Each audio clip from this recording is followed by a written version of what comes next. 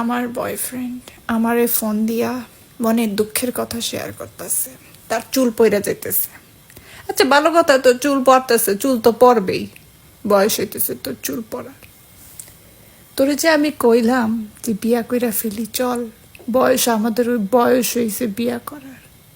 আমার কোনো টাকলা বেটাকে বিয়া করার কোনো ইচ্ছা নাই এখন, পরে হইতে পারে যখন অপশন না থাকে, তো তো তোর এই বিয়া করমু, তুই টাকলা হ আর যাইও। তারে আমি কই, আচ্ছা ভাই তুই চুলের টেক কেয়ার কর, বাট তোর সবচেয়ে বড় দায়িত্ব এখন তোর আমাকে বিয়া করা, বিফোর ইউ বিকাম টাকলা। সে কয় আগে টার কি যাই, আমি কই হ যামু, সব এক লগে করমু, তুই আগে বিয়া করে ফেল আমারে।